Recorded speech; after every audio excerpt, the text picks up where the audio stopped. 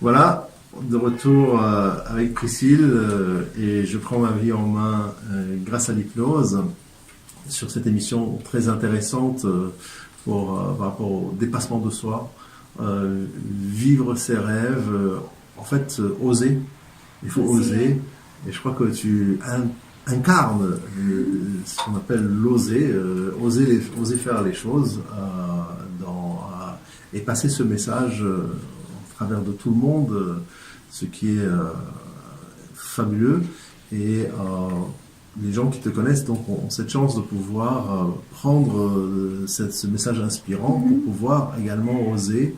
Et maintenant, comment est-ce qu'on peut arriver à se réaliser en réalité, puisque c'est le développement de soi, c'est le développement personnel, c'est quelles sont les questions. Des fois, des gens ils ne savent pas, comme un peu cette dame dont tu parlais et qui finalement ne sait pas quelle est sa vraie vie. Oui.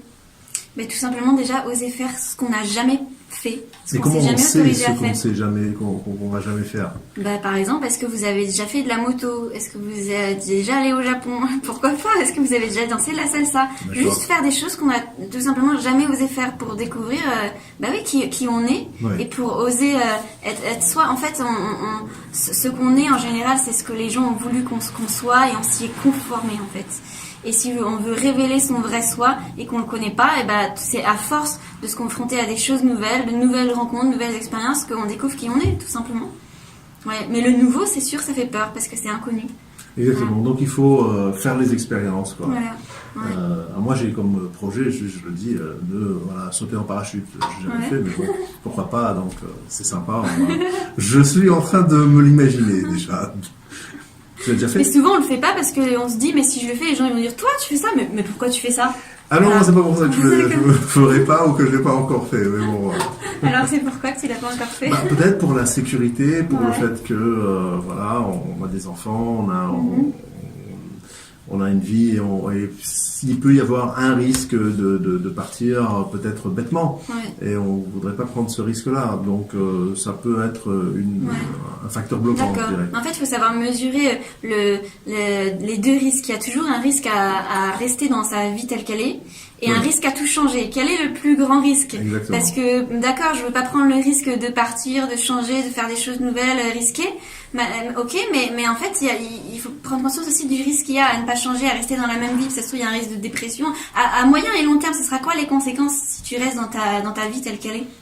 Oui, exactement. Est-ce que ça... Non, mais je pose la question à tout le monde. Oui, c'est ça. La bonne question, c'est réfléchir. Souvent, en fait, si on n'ose pas partir, c'est parce que à court terme, on trouve que notre vie, elle est pas si mal et ça va. Mais en fait, à long terme, si on y réfléchit, si ça reste pareil à long terme, là, on sent. En fait, la bonne question, il s'agit de prendre conscience de où on va à long terme. Est-ce que la vie que je mène aujourd'hui, elle me conduit vers là où je veux aller à long terme? Elle est peut-être supportable aujourd'hui, mais où est-ce qu'elle me conduit? Exactement. Il faut qu'on apprenne à se poser les bonnes questions. Ouais. Et pour cela, je pense que on arrive vers la fin de notre émission, on peut parler du métier de coach qui est celui que tu fais en ce moment, celui sur lequel je me forme également depuis quelques mois, et pouvoir présenter de quoi il s'agit, dans le sens où on accompagne une personne, on lui apprend à révéler ses potentiels et à se découvrir pour pouvoir arriver à un aboutissement de soi finalement.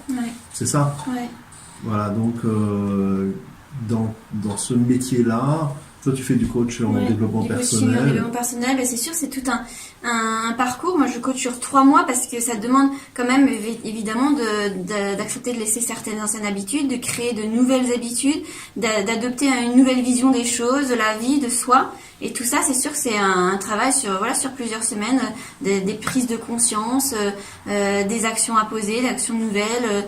Et donc au cours de mes accompagnements, j'aide la personne à prendre conscience, à avoir une nouvelle vision d'elle-même, à augmenter son estime de soi, sa confiance en soi, sa vision aussi de ce dont elle est capable. Souvent,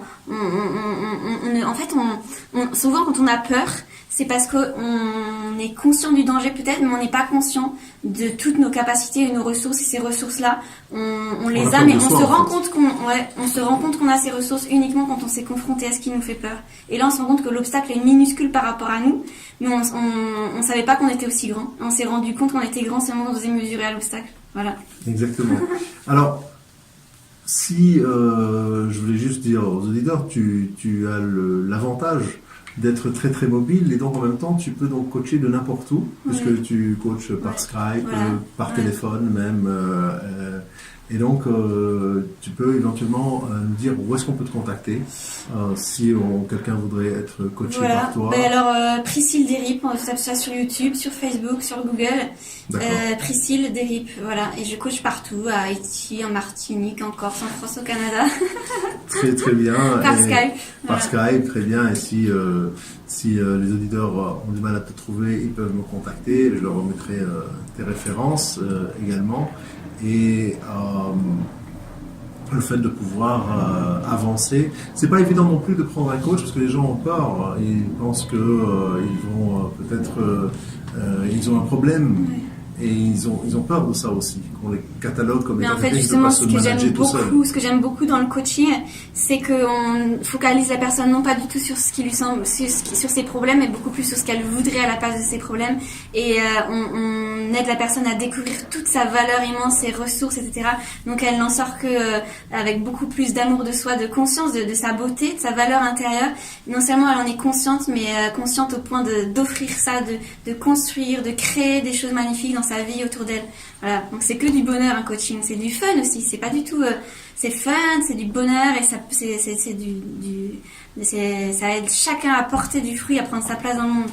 Bon, on est très enthousiaste de cet enthousiasme contagieux que tu amènes ici en studio et à tous ceux qui nous écoutent évidemment. Donc c'est fabuleux, c'est extraordinaire. Ça nous prouve en fait la force que chacun a en nous, sans même le savoir finalement. On a des secrets à l'intérieur, on a des ressources extraordinaires. Et malheureusement, on ne sait pas les utiliser. Et je pense que souvent on se dit si le monde va mal, etc., parce que les politiques sont des pourris, etc., on peut penser tout ce qu'on veut. Mais moi, je pense que ce dont le monde a besoin, c'est justement au niveau de chaque personne, que chacun se révèle, que chacun soit lui-même. Le monde, il a juste besoin que chacun soit lui-même et ce sera suffisant pour que le monde soit magnifique. Voilà. Extraordinaire. Mais écoute, Priscille, merci beaucoup d'avoir été avec moi et avec nous cet après-midi. On remercie également Philippe à la technique. Et je vous rappelle que notre émission a lieu tous les 2e et 4e mercredis de chaque mois. Je prends ma vie en main grâce à l'hypnose.